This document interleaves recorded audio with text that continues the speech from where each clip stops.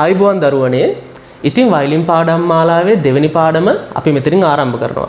ගොඩක් දෙනෙක්ට තිබ්බ ප්‍රශ්නයක් තමයි වයලින් එකේ බෝ එක නිවැරදිව අල්ලන්නේ කොහොමද? බෝ එක්සර්සයිස් මොනවාද කියන ප්‍රශ්නේ. ඉතින් අපි මෙතන ඉඳන් ඒ සියලු ගැටලු ප්‍රශ්න අපි සාකච්ඡා කරමු. හොඳයි දුවේ පුතේ, අපි මුලින්ම බලමු බෝ එක නිවැරදිව අල්ලගන්නේ කොහොමද කියලා. ඔයාලට මතක ඇති කලින් පාඩමේ අපි මේ පොඩි කෑල්ලට මොකද්ද කිව්වේ? ස්ක්‍රූ එක කිව්වා. මතක ඇති ඔයාලට. ඊට පස්සේ මේ රබර් කෑල්ලක් වගේ මතක ඇති මම එදා කලින් පාඩමේ කිව්වා. ඒකට මොකද්ද කිව්වේ? බෝ එකේ grip එක කියලා කිව්වා. මේ කොටසට මොකද්ද කිව්වේ පුතේ? මේ කොටසට අපි කිව්වේ බෝ එකේ frog එක.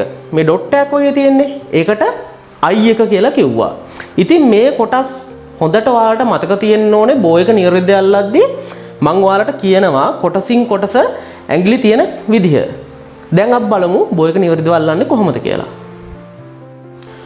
හොඳයි දුවේ පුතේ. දැන් ඔයාලට පේනවා ඇති මේ පොඩි රවුන්ඩ් කෑල්ල ඉස්සෙල්ලා මම නම් කරේ. මොකක්ද ඒකට කිව්වේ? ස්ක්‍රූ එකනේ.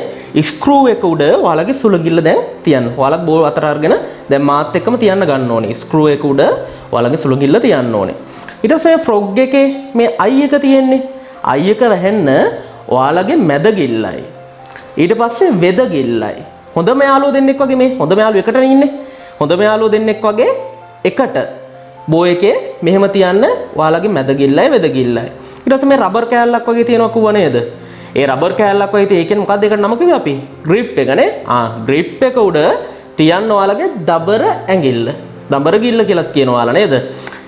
ඉතින් මේ ඇඟිලි හතර දැන් ස්ක්‍රූ එක තියෙනවා, සුළඟිල්ල තියෙනවා ස්ක්‍රූ එක උඩ. ඊට පස්සේ මැද ගිල්ලයි වෙද ගිල්ලයි තියෙනවා ඔයාලගේ ෆ්‍රොග් එකේ I එකේ. ඊට පස්සේ මේ රබර් කෑල්ලක් කිව්වේ මොකද්ද? බෝ එකේ grip එකේ තියෙනවා දබර ඇඟිල්ල. ඊට පස්සේ ඔයාලගේ තම්බ් එක නැත්තම් මාපට ඇඟිල්ල කොහොමද තියන්නේ කියලා ඔන්න මම දැන් පෙන්නනවා.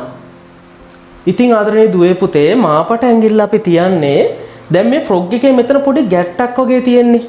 පොඩි තුඩක් වගේ. එතන මාපට ඇඟිල්ල මේ විදිහ මේ ආකාරයෙන් නෙමෙයි, මේ ආකාරයෙන් කෙලින් මාපට ඇඟිල්ලේ හිස වගේ තියෙන කොටස මේ ආකාරයට කෙලින් අපි තබා ගන්නවා. ඉතින් අපි බෝ එක නිවැරදිව අල්ලන්නේ පුතේ මෙහෙම.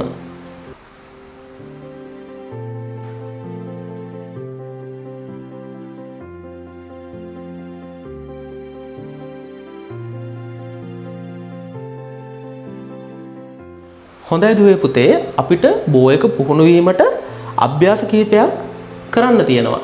අපි දැන් එකින් එක ඒවා මොනවද කියලා බලමු. ඉතින් අපි පළවෙනි අභ්‍යාසයේ විදිහට ගන්නේ waterfall. waterfall කියන්නේ මොකද්ද? දිය ඇල්ලක්. දිය ඇල්ලක් කොහොමද පුතේ කඩා වැටෙන්නේ? දැන් ඔන්න දිය ඇල්ලක් තියෙනවා. ඒක කඩා වැටෙනවා. අන්න ඒ වගේ එක්සර්සයිස් එකක්. ඒ හින්දා තමයි මේකට waterfall bowing exercise කියලා අපි කියන්නේ. බලමු waterfall exercise අපි කරන්නේ කොහොමද කියලා.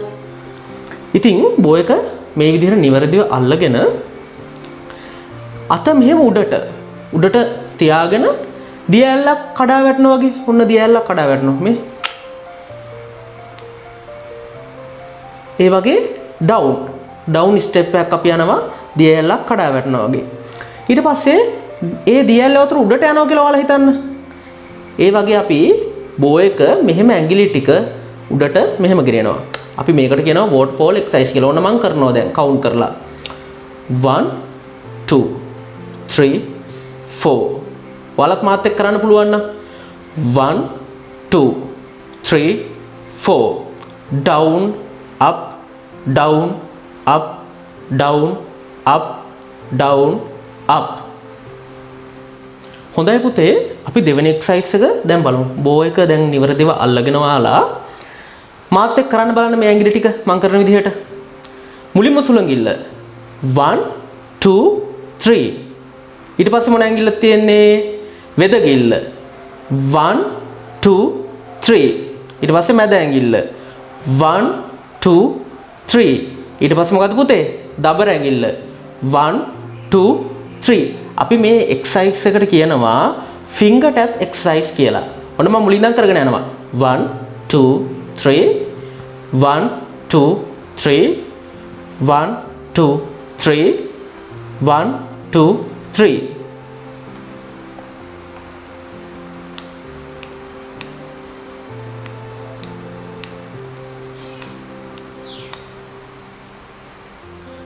හොඳයි දුවේ පුතේ අපි තුන්වෙනි එක්සර්සයිස් එක විදිහට නම් කරන්නේ around exercise. around කියන්නේ මොකද්ද? මේ රවුමට කැරකෙනවා මේ. ඔයාලා දැකලා ඇති ටීවී එකේ එහෙමයි ලංකාවේ නම් ගොඩක් දුරට අඩුයි ටොනාඩෝ කියලා නමක්. ටොනාඩෝ. ඒ වගේ රවුමට කැරකෙනවා. ඔයාලා බෝ එක නිවැරදිව අල්ලගෙන මේ විදිහට රවුමට මෙහෙම කරකවන්න උත්සාහ කරන්න.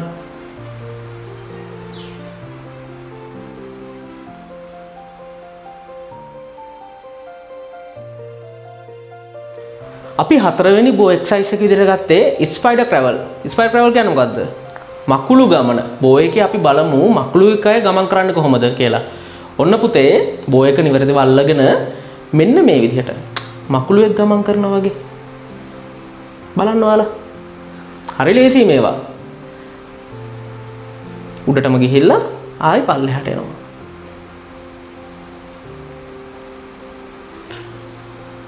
ඔයාලට ඉස්කෝලේ යාළුවොත් එක්ක ඒ වගේම දැන් සංගීත පන්තියක යනවා නම් සංගීත පන්ති යාළුවොත් එක්ක තරඟයට කරන්න පුළුවන් මේවා.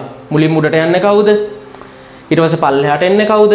ඔය චූටි යාළුවන්ට 6-8 වසර වගේ ඒ යාළුවන්ට හොඳටම කරන්න පුළුවන් එක්සර්සයිස් එකක් මේක. ඉතින් දුවේ පුතේ අපි පස්වෙනි බෝ එක්සර්සයිස් එක විදිහට නම් කරේ වින්ඩ්ෂීල්ඩ් වයිපර්. ඔයාලා වාහනවල දැකලා ඇති වතුර පීදන පොඩි කළු පාට කොටසක්.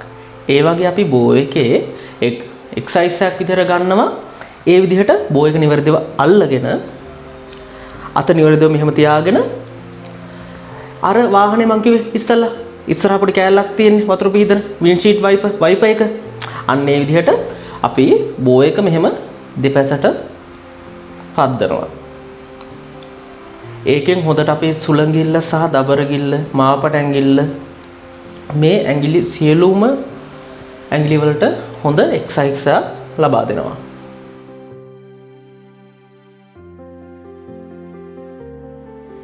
ඉතින් තවත් ලස්සන එක්සර්සයිස් එකක් අපි දැන් අරන් ආවේ 6 වෙනි එක්සර්සයිස් එක විදිහට. බෝ බැලන්සින්. ඔයාලා මේ ඇඟිලි ඉස්සරහ තියෙන ඇඟිලි හතරේ. ඒ කියන්නේ සුළඟිල්ල, වෙදගිල්ල, මැදගිල්ල, දබරගිල්ල කියන ඇඟිලි හතරේ කැමති ඇඟිල්ලක බෝ එක මෙහෙම තියාගෙන කොච්චර වෙලා ඔයාලට මේක තියන් ඉන්න පුළුවන්ද කියලා බලන්න ඕනේ. ඔන්න මැදගිල්ලේ මම දැන් මේ තියන් ඉන්නේ. අපි බලමු දබරගිල්ලේ කොච්චර වෙලා තියන් ඉන්න පුළුවන්ද කියලා.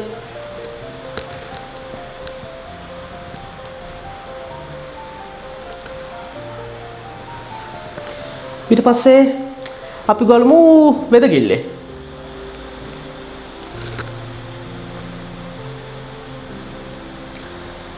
ඊට පස්සේ සුළඟිල්ල.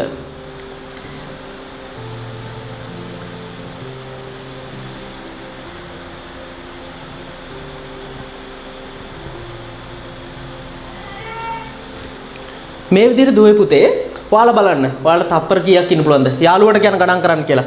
ඒ කියන්නේ මැදගිල්ල මෙහෙම තියන් ඉන්නවා. 1යි 2යි 3යි 4යි ඒ වගේ කවුන්ට් කරන ගම බලන්න කොච්චර වෙලා ඔයාලට තියන් ඉන්න පුළුවන්ද කියලා. මේකත් අපිට තියෙන හොඳ එක්සර්සයිස් එකක්. ඉතින් දුවේ පුතේ අපේ අන්තිම බෝ එක්සර්සයිස් එක. ඔයාලා බෝ එක හොඳට අල්ලගෙන බලන්න මේ දබරගිල්ලයි සුළඟිල්ල අයින් කරන්න. බෝ එක පණ නැතුණානේ. බෝ එකට පණ ගන්න බලන්න සුළඟිල්ලේ. බෝ එකට පණ එනවා. ඒතර බෝ එකට පණ එන්නේ මොකෙන්ද? පණ නැති වෙන්නේ මොකද්ද කියලා ඔයාලා හොඳට බලන්න. ඔන්න සුළඟිල්ලෙන් පණ ගන්නවා. පණ නැති කරනවා.